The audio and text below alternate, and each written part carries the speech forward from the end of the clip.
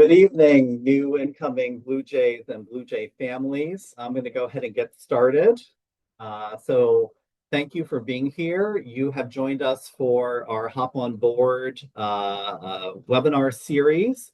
My name is John Fox, and I serve as a project manager in family engagement. And my work supports students and families, including communication programs and services. So tonight, I want to welcome everyone who's here. Many of you have probably been on previous webinars. If you're new to the webinar, welcome. We're glad to have you. This particular webinar is focused on campus safety and transportation tonight. And so all of the webinars in our series are recorded, and both the slide deck and recording will be posted by next Wednesday. And so if you go to our Hop on Board webinars webpage, you will find upcoming ones that you can register for, as well as at the bottom of the page, you can find the recordings and slide decks for our past webinars. A couple housekeeping things, a reminder that at the bottom of your Zoom screen, there is a Q&A feature with a question mark. That's how you will communicate with us. So as you have questions, you are welcome to submit those, and those will go to all of us who are panelists, and we will get to those following the presentation. The one thing I will say is that you may want to give the presenters just a chance to get through their content, because in some cases, what you're asking may be coming up on the next slide, but we welcome any and all of your questions. Lastly, I wanted to say that anything that you have question about following this, you're welcome to reach out to us at bluejayfamilies@jhu.edu. You will get me, yours truly, who will respond to you. So if you have a question, need to get connected with someone, very happy to do it. Also want to recognize tonight that as July 4th approaches in the US and we celebrate our 250th anniversary, we know a number of you are excited about the USA World Cup game tonight. So if you're in that time zone, you are welcome to multitask. Otherwise, just a reminder, the team is playing tonight at 8 p.m. Eastern Daylight Time. So with that, hold on. There we go. So our topic, campus safety and transportation. We have two great panelists here tonight with us, Jerron Jackson, Associate Vice President of Public Safety, and Nelson Greenlee, Transportation Manager, who will be presenting the content. So with no further ado, I'm going to pass it to Jerron for his introduction.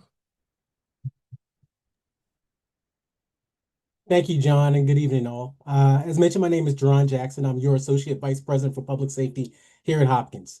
I'm a proud native of Baltimore. Now, I did a career with Baltimore City Police Department before coming to Hopkins about 8 years ago. As you can probably tell by the gray on my face and not in my photo. Been here for a little while now and loving every moment of it. And I'm extremely proud to have the responsibility and the honor to keep your students safe while they're here at campus. Tonight, I'm going to go through a wealth of information about public safety. It's going to be a lot. I know you're getting a lot of information from a lot of folks, but here's the pro tip. Everything that I'm going to mention is on our website.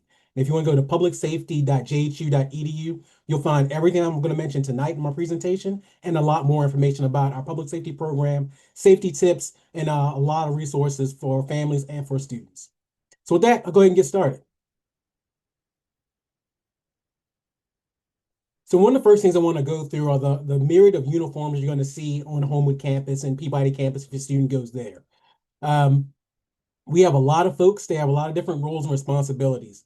It's not your job or responsibility to memorize what their roles or what their abilities are. We have a no wrong door methodology. That means no matter what public safety officer you contact, we'll get you to the resource you need to solve whatever issue or challenge that you're having. Our team is comprised of quite a few folks, quite a few number of groups of folks that work together to keep our campus safe. So I've got to go through those so you'll be familiar that when you come to campus, you can recognize our team. So the first set of folks I'm going to talk about are our contract security officers at Allied Universal. These folks you can recognize through high-vis uniforms. You'll mainly see them along the sidewalks, adjacent to campus buildings, and at our welcome desk in the residence halls. They're really our eyes and ears of our department. They're the folks that you'll see walking in the community, walking foot posts, really visible throughout campus and campus adjacent as well. They are our eyes and ears. They don't have powers of arrest, but what they do is provide information to the rest of our team so we can take appropriate actions for whatever issue or challenge is happening. The next set of folks that you see are our campus police officers and our campus security officers. These are another unarmed component of our public safety team. These are the folks that are going to respond to calls for service, whether that's on campus, inside the rest hall, or the streets adjacent to campus. They'll respond and take appropriate action, whether that's calling other resources or documenting a report. You'll see them in the uniforms. Our campus security officers have a light blue shirt with dark blue pants.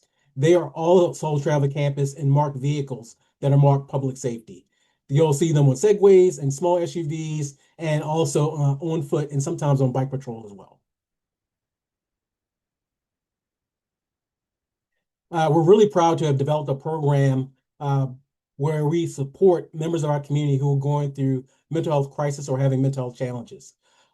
On each of our patrol shifts, we have specially trained campus police officers who have completed what was called crisis intervention training. This training is really phenomenal. It's usually relegated to larger police departments, but we saw the value in it, so we brought it in for our campus police officers. It's where they spend about 40 hours of training dedicated solely to the identification and support of folks going through mental health crisis. Those specially trained officers are then paired with clinicians to respond to folks who are in throes of mental health crisis. We are one of the only, if not the only, campus that has the ability to provide clinicians on site to help folks 24 hours a day, 7 days a week. And it's really vital. We know through our study and of law enforcement and response to folks in mental health crisis that what those folks need is a clinician. And we provide that along with an unarmed campus police officer. I'm also proud to announce that we have now a fully functional Johns Hopkins Police Department. This is our armed component of our public safety team. These officers operate on our Homewood campus, Peabody campus, and East Baltimore campuses, and they do have powers of arrest. We also have a great working relationship with Baltimore City Police Department and the Baltimore City Sheriff's Office. We employ a number of those officers in an off-duty capacity to help supplement our campus deployments.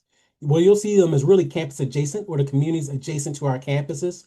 They're really there for visibility and deterrence of any crimes that may happen just off of campus.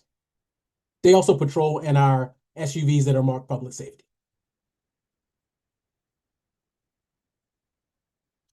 We're fortunate to have a 24-hour communications center that's located in our Remington office. And then this center is kind of like you would imagine, almost like in a CSI type movie where you have all our folks, our dispatchers that take all of our calls for service. They monitor our CCTV cameras, and it's where they make the connections between any resources we need, whether that's Baltimore Gas and Electric, Baltimore Fire Department, or Baltimore Police Department. That's well the hub of our public safety dispatch and deployment.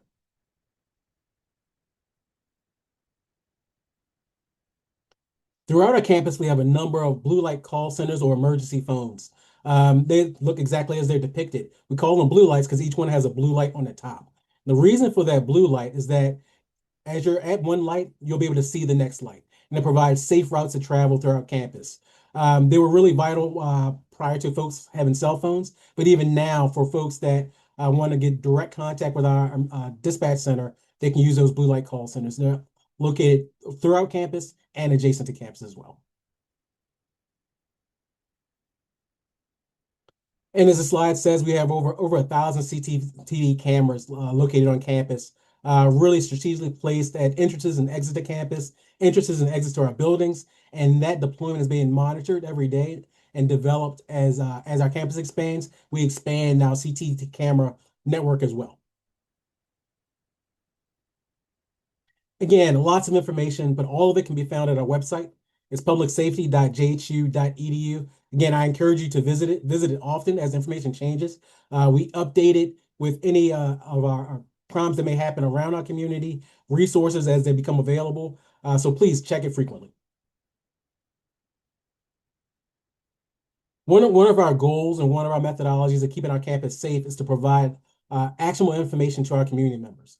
And we do that in a myriad of ways. We really want to meet our community members where they are. So we use various mechanisms to provide information. That whether that's a mailing list, whether it's emergency text message, or even the use of a wailing siren on campus. We want to make sure that if there's emergency information, we get that information directly to our community so they can make decisions to keep themselves safe. One of those methodologies we found really success with is the Live Safe application. We found that a lot of our, particularly our students, enjoy the ability to be able to use an app to research resources, to communicate directly with our dispatch center, or to also just get crime and safety tips right at the right at the tip of their fingers, so to speak. Through the Live Safe app, you can request an escort. You can also provide information to our dispatch center. One aspect that we found really beneficial is that you can provide information anonymously as well. So if you don't feel comfortable providing your name or your phone number, you can do that through the app and be assured that that information is anonymous. And our dispatch team will send resources to deal with whatever the issue is.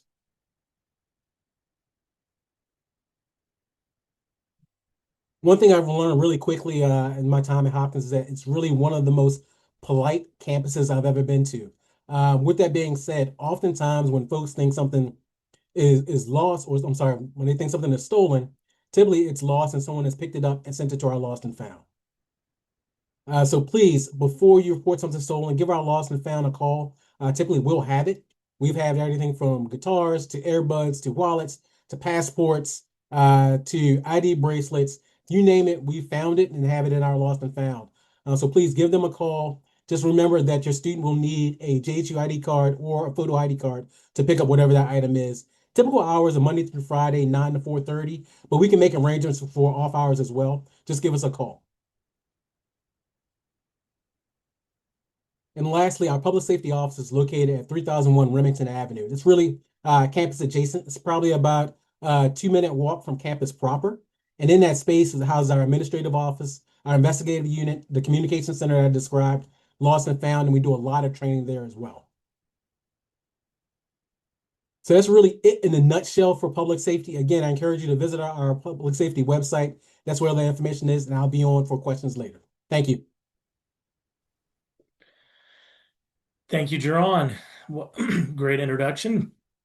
My name is Nelson Greenlee. I'm the transportation manager for the Homewood Transportation Department. And I just want to talk to you a little bit about some of the offerings that we administer on the Homewood campus. I've been with Hopkins for about 4 years now. Prior to that, I had a background in public transit. First things first, we offer both daytime and nighttime services. All of our services are free of charge and available for all students, faculty, staff, affiliates, and their guests.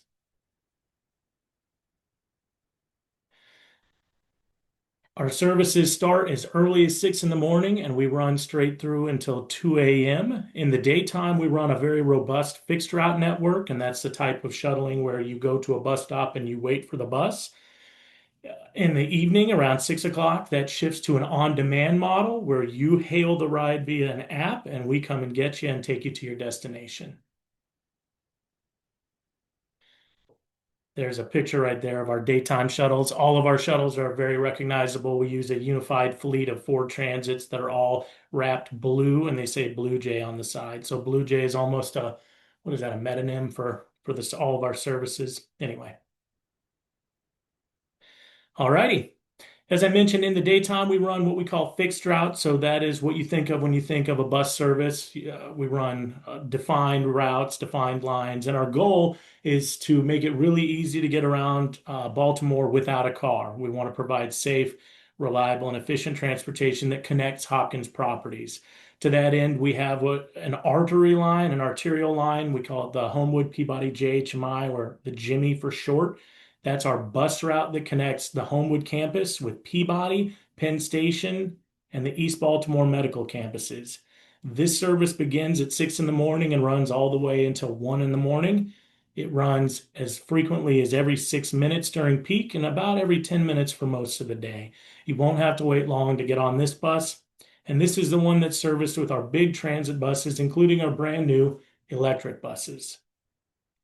We also have a variety of express shuttles. Again, our goal is to connect Hopkins properties. So if you have classes or internships at the medical center or at the Mount Washington campus, we run shuttles specifically to those locations, as well as we have a variety of route vans that get you to Cary Business School or some of the locations around campus. We have circulator shuttles, the Hamden route and the Remington route, which go right around the proximate area around campus. It can get you to many locations like our house or the Imagine Center or other JHU adjacent facilities.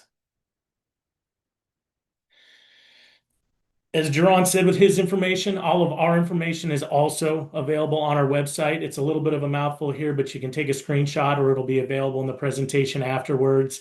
There's a picture of one of our new electric buses there. All right, this seems to have made it back into the deck. There we go. As I mentioned earlier, we run fixed route in the daytime, and then in the evening, we switch over to an on-demand model. We call it our night ride service. So beginning at 6 p.m., you can hail a shared ride on-demand ride. I do want to mention, though, that the main bus, the Jimmy, does run until 1 a.m., so it runs concurrently with our night ride.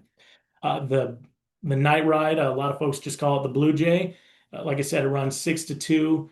Most people book using the Transloc app, but you can call our dispatch center and talk to a dispatcher. You can talk about your ride. You can book a ride. One other thing that we do that is fairly unique. This is a very, very popular service. We service the area right around the Homewood campus. We prioritize short wait times. We want to pick everybody up as quickly as possible, knowing that we will probably pick up other folks because it is a shared ride service. If we cannot get you within about 15 minutes, what we will do is we will send you a Lyft. We use Lyft as a demand management or capacity management strategy. So we partnered with Lyft. We will cancel your ride request with us. We'll transfer it over to Lyft and send you a Lyft. As I said, our guidelines there are is about to pick everybody up in about 15 minutes. So that's what we really strive to stick to. And one other thing, recently, this last year, we introduced the Giant Night Ride. So we do have one other fixed route that we run at night. It's kind of a grocery getter service. It runs up and down Charles and University to get folks to the grocery store in the evenings. Here's a quick map here to give you an idea of the service area covered by the night ride. It's pretty robust. We go all the way from Cold Spring in the north, almost all the way down to downtown in the south there. We cover all the areas around Peabody, Homewood, and almost to the Cary Business School. Like I said, it runs from 6 p.m. to 2 a.m. every single evening except for university holidays. And finally, if you don't remember anything that I mentioned tonight, just remember this one thing. Download the Transloc app. We house all of our services within this app. So in the daytime, you can use it to check your shuttle position. You can tell where the shuttles are, when they're coming, their frequency, what routes we're running. And then in the evening, you can also use it to book a ride. So this is a very useful tool, and we highly recommend that everybody download this app. There are a few other transportation options. We don't administer these, but we find that they work very well in conjunction with our system. The Baltimore College Town Shuttle services the Homewood campus area and goes all the way up to Towson Town Center, where there's Target and shopping and other opportunities for students. The Charm City Circulator is a city-offered free bus service that covers a lot of the same area as our Jimmy service. So it works very well in terms of running in alternate times that the Jimmy does. So they work very well complementary. We also have a very small fleet of rental minivans that students can check out for Hopkins sponsored travel. So if you're part of a club or a group or something like that, you can qualify to rent out one of our minivans to go to events or use for events. There are also a few zip cars on campus as well, but that's a pretty modest presence. One thing you don't see mentioned here is a BWI shuttle. JHU does not administer an airport shuttle service. We have found that the airport is very well serviced with the public options available, including train, bus, ride share like Lyft or Uber, and commercial airport shuttle options. We have links to all of those options on our transportation resources page on our website.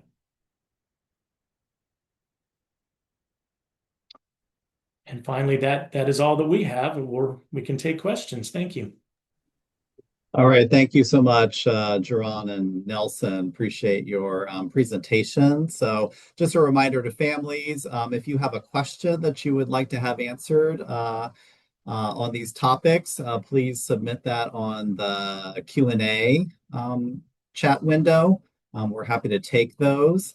We have a couple of things now that Jerron and Nelson, I will ask for your help in answering. So there's a question about taking a bus to any of the hospitals. I'm assuming probably the Johns Hopkins hospitals. Could you talk about that, Nelson? So yes, the route that I mentioned, the Homewood Peabody JHMI, terminates at the East Baltimore JHH, the hospital, the main hospital for Johns Hopkins. So that is going to be a great resource for you. It goes right there. We have other routes like our Remington route that can get you near other hospitals like Mercy Hospital. But again, and we also have our Bayview route that takes you out to the Bayview Medical Campus. So you're pretty well covered if you're going to a Hopkins affiliated hospital. And I'll just add from a public safety standpoint, should there ever be an emergency where your student needs to go to the hospital, we ensure that between Baltimore City Fire Department, between our public safety team, we will get your student to the hospital in an event of emergency.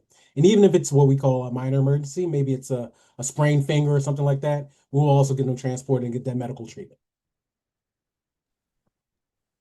Great, thank you both so much. Nelson, just a follow-up question on that. For actually getting on a shuttle, do you show ID or can you just talk about how students access it?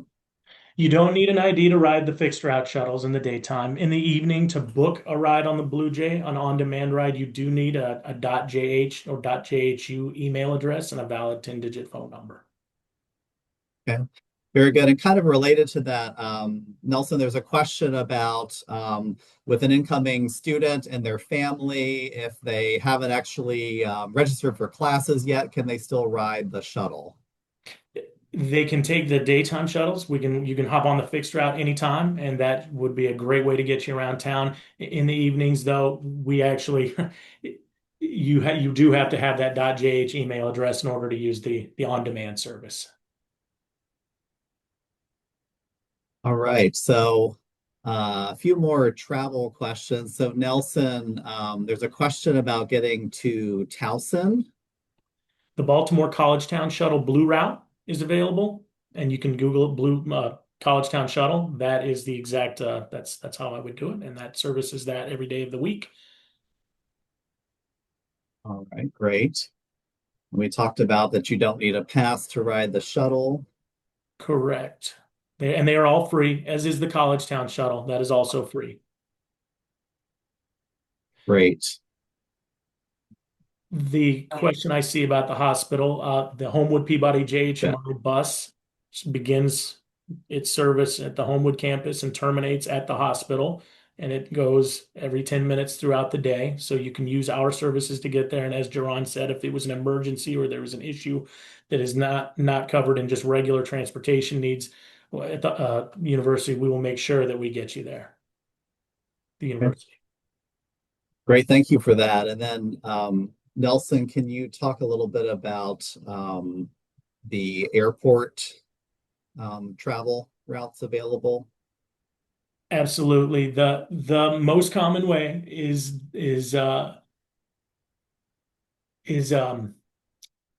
Lyft or Uber, frankly. The most common way that I'm aware of folks use rideshare. There are MARC trains and there are buses as well that are available. I can't recall the line off the top of my head, but we do point to that resource on our website on the transportation resources page. Great, thank you for that. And for families who may not be as aware, BWI, Baltimore Washington International Airport, is our closest airport, but there are 3 airports in this region of DC and Maryland and Yes, Virginia. thank you for pointing that out. There are two in DC, you're right. Right, very good. There's a question about public buses. There are absolutely a ton of public buses. They're not free of charge. There is a small fee associated with them. They are operated by the MTA, so you can go to the MTA website, or you can also go to the Baltimore City DOT, which operates the Charm City Circulator. Yet another option, and that's a city offered option, and that is free. Okay. And Nelson, can your buses carry bikes? Yes. The transit buses that run the Homewood Peabody JHMI route all have 2-slot racks attached to them. The vans that we use to operate our small connector routes to other campuses do not have racks. Okay. And Nelson, you spoke about the College Town shuttle in Charm City. Can you talk about whether you need ID? You do need a JHU ID to use the College Town shuttle. It's free, but you do need to do the ID. The Charm City Circulator, I don't believe you need to present any type of ID. I don't believe that you do. But you can always Okay. find information on that online. Great. And can I get to Inner Harbor on one of our shuttles? You can get just to the edge with the Homewood Night Ride. Okay, very good. There was a question about a reminder on the app, probably the Transloc app. Daniela, who's on our call with us, will drop that into the chat, so look for that in just a few. All right.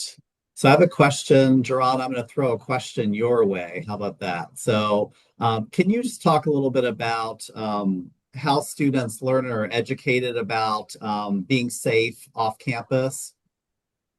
Yeah, and I would say, as a native of Baltimore, Baltimore is a city filled with some really vibrant communities. I'm a fan of food, and I enjoy the food in different communities, so I travel quite frequently in Baltimore. But for your students, yes, there are programming through public safety, where what we call safety walks. We actually walk through the community, point out some of our community resources, some great places to eat, places to travel. And along with that, with our residential life and student experience team, there's a number of programming events where your student will travel throughout the city, visit some of our landmarks. I know one of the more pleasant and popular places to go is the Maryland Zoo, where we take a trip there to the zoo. But lots of programming to get out and explore Baltimore while they're here learning at Hopkins. Great. Thank you so much. All right, wonderful. So if folks have other questions, we're certainly willing to take them. Are there, Gerard or Nelson, based on what folks have asked so far, is there anything else that you would like to highlight or bring to the attention of students and families? Yeah, again, I'll just reiterate to visit our public safety website. It's a lot of information there. Sometimes you'll find the answer to questions you haven't asked yet. So take your time, go through the website, kind of just really explore it. Through the website, I know there was a question about families getting emergency notifications. The website will walk you through how to sign up for those notifications. That way you get the exact notifications that your students get. I'm a parent of a college student as well. So I get my son's notification. Oftentimes, I'm telling him about the notification before he's telling me. So please explore that, sign up to make sure you're educated as well in terms of what's happening around our community. And I'll just piggyback on that. Please also visit our website as well. There's all of our schedules, all of our timetables, services that I may not even have touched on. There's all kinds of things on that website. And like Teron said, you might even not know what questions you have yet until you take a look at it. So I would definitely encourage you to take a look at that. All right, a couple questions that are coming in. Let me go to Jerron first. So, Jerron, can you talk a little bit about how does a student know when they should call public safety versus 911? Yeah, great question. Great question. And I really, when I answer this question, I like to take the onus off of the student, right? So call public safety, let us make a decision about what needs to happen. Obviously, you're never wrong in calling 911. But give our public safety team a call. Likely we'll have officers closer than Baltimore City Police Department. So 911 goes directly to Baltimore City Police, and they will in turn call us. Public safety has officers directly, more times than not, have an officer that's close to where you're calling from. But again, you're never wrong to call 911, but don't feel like you need to make that decision in the moment. Either one is the right door to call. Okay, great. And how about Jerron, for your lost and found that you talked about? How long do you keep those items? Yeah, so really our practice has been to keep it at least a year. Oftentimes we keep things longer than that. We realize that students have a lot going on between their studies, between learning Baltimore, between working for some, and oftentimes they don't even realize something is missing for a while. So we typically keep everything for about a year before we really start looking at discarding things from our lost and found. Okay, great. Thank you so much for that. So I'm going to go back over to you, Nelson. There's a question about safety at shuttle stops and kind of, how students are encouraged to, use safety behaviors at shuttle stops, if there are any things in place that help to keep them safe while waiting for pickup. We have a great partnership with public safety. I'll say that first. And so at our main shuttle stops, we frequently have a public safety presence. There are not cameras on all of our shuttle stops. There are cameras on all of our vehicles, and we have eight camera systems on all of our buses as well, which covers the inside, the outside, and the immediate vicinity of the buses. And I would add to that that many of our buildings that are adjacent to the shuttle stops have cameras on the exterior as well. Yes. We have a question, Nelson, about students traveling from Homewood to the School of Advanced International Studies in Washington, D.C. Do we have any options for those folks? There absolutely is. There is a MARC train that runs to DC from Baltimore Penn Station daily, many, many times of the day. So while we do not offer a JHU sponsored option to get you to DC, we can get you to the train station in DC. The Homewood Peabody JHMI can drop you at Penn. You can take the MARC train down to DC. And I didn't even mention this, but we do operate a shuttle in DC from Union Station to 555 Penn. So we can get you taken care of on both ends of the train ride. It'll just be up to you to get that MARC train ride. Great, thank you so much. And then you talked previously, Nelson, about parents or non-affiliates riding transportation. Can you just review that one more time? Absolutely. The services are open to affiliates and their guests. So students and their guests, students and their parents, absolutely. It's not a problem. All right, great. Thank you so much. There's a question about safety as it relates to taking an Uber or a Lyft from the airport to JHU. And are there any other options that students use besides those? I do want to say that safety is relative, and I don't want it to sound like I was suggesting that that is the option people should take. I was just merely speaking to its popularity. Again, there are other options, including MARC trains, buses, black car service. There are many, many ways to get to and from the airport.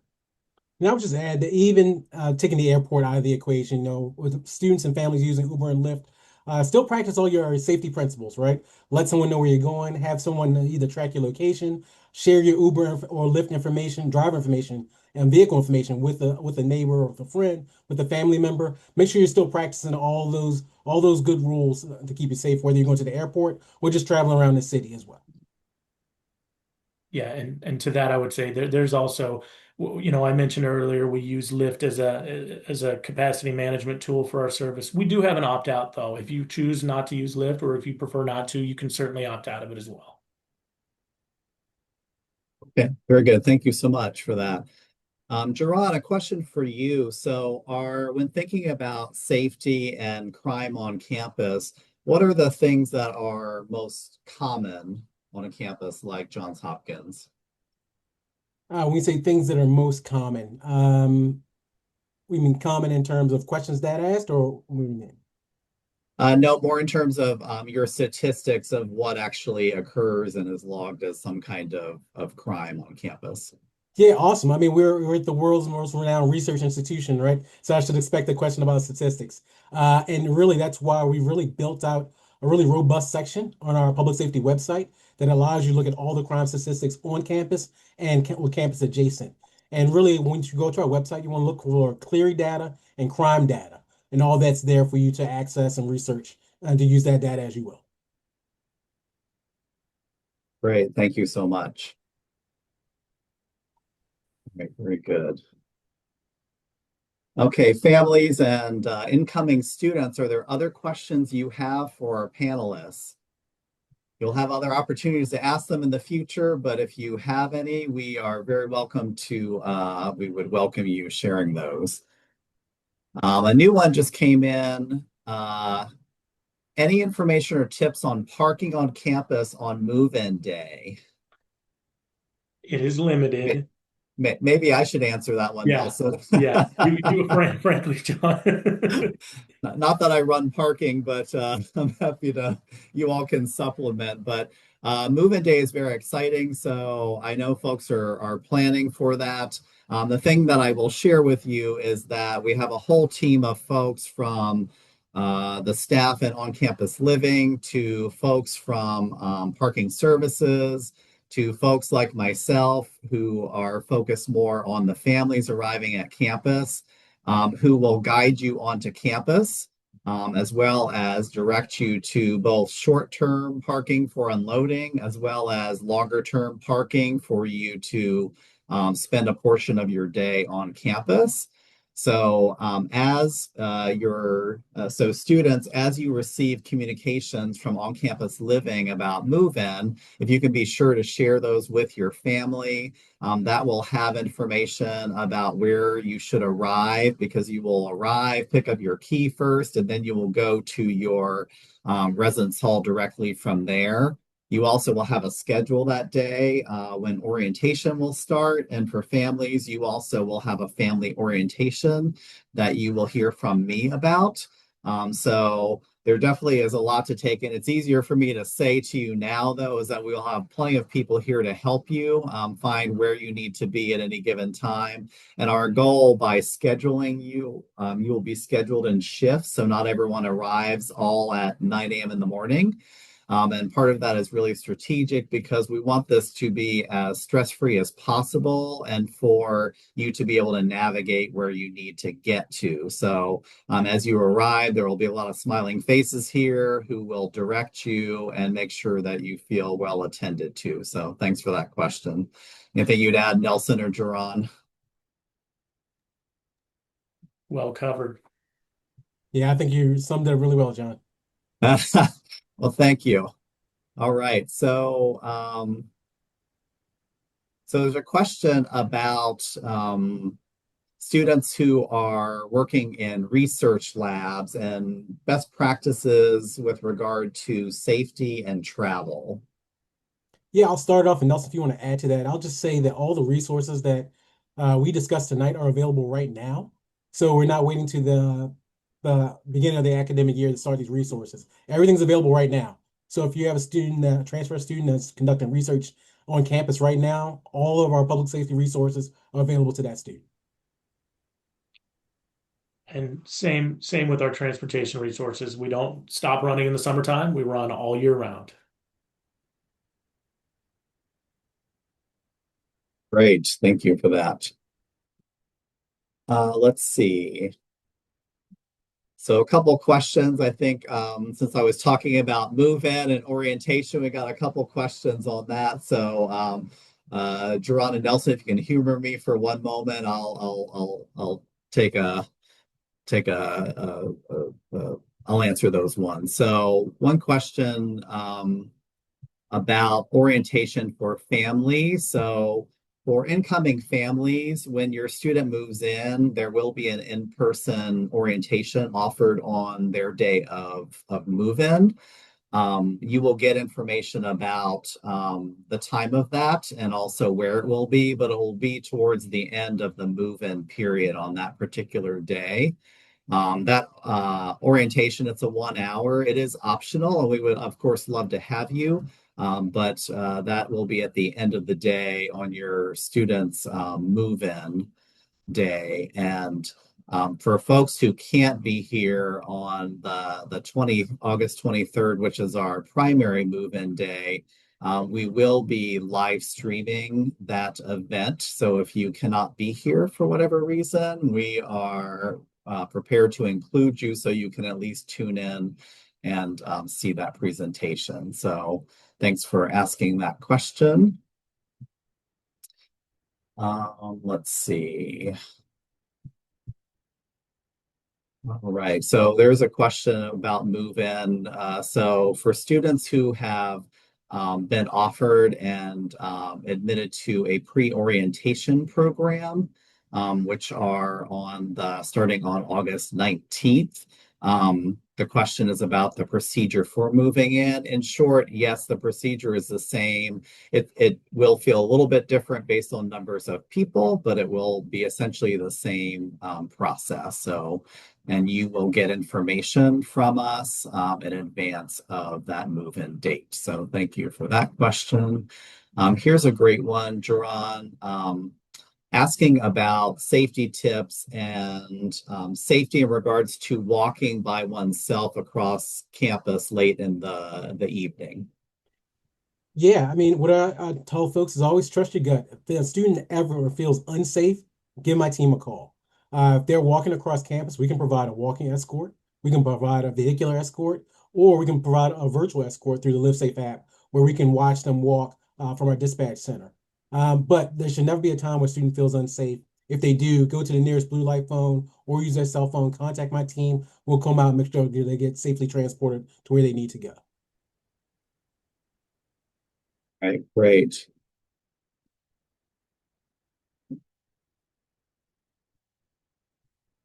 All right.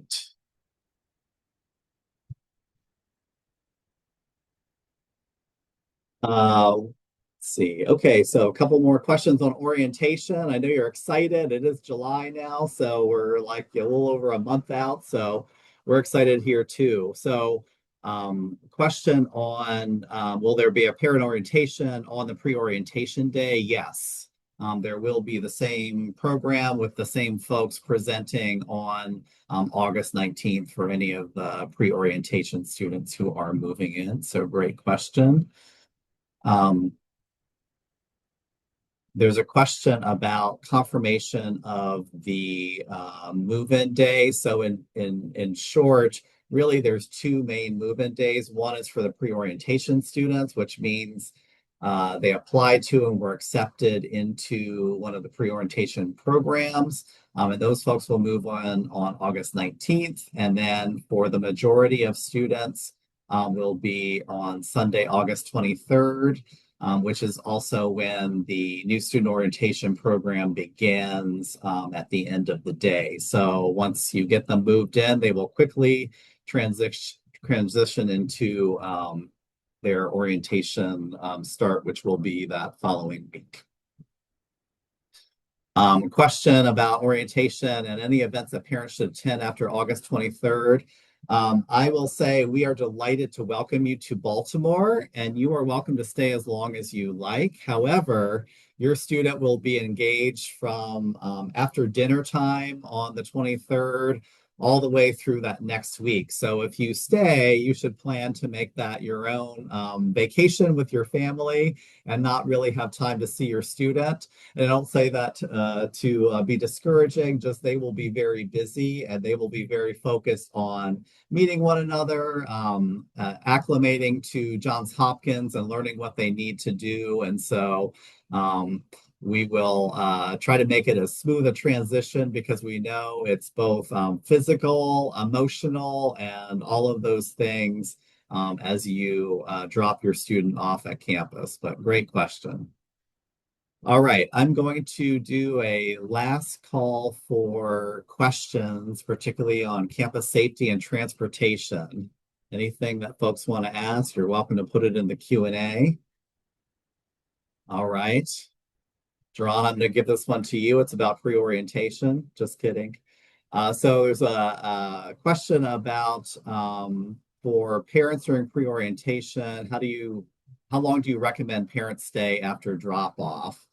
I recommend that you transition fairly quickly.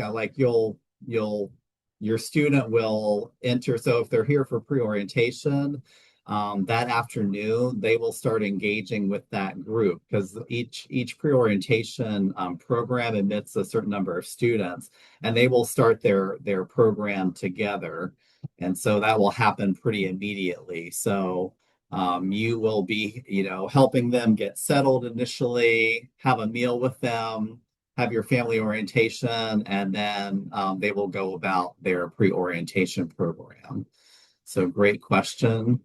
There are a lot of great things to do in Baltimore. So my point is not to say you should leave and go home immediately, but if you have the time and ability to do any kind of sightseeing, particularly if you haven't been to this area, we're certainly happy to help make some recommendations or connect you with resources like hotels and those kinds of things.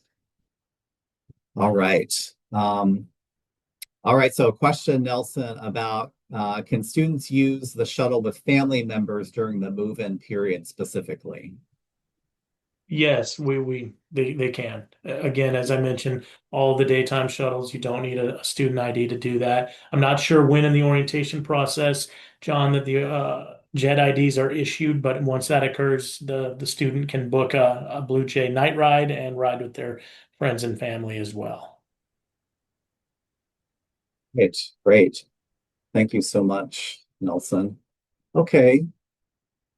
With that, any last reminders or thoughts, Nelson and Jerron, on transportation or public safety that you'd like to share? Again, just welcome to the Blue Jay family. I'm happy and proud to serve you and your family. Yeah, well, welcome to Johns Hopkins. We're excited to see everybody.